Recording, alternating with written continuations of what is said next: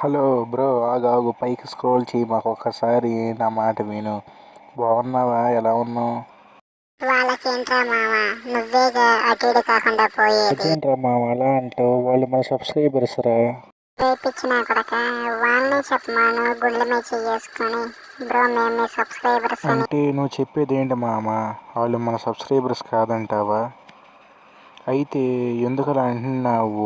నువ్వేం చెప్పక్కర్లేదు, కానీ నేనే వాళ్ళకి చెప్తాను. ఫ్రెండ్స్ ప్లీజ్ వినండి.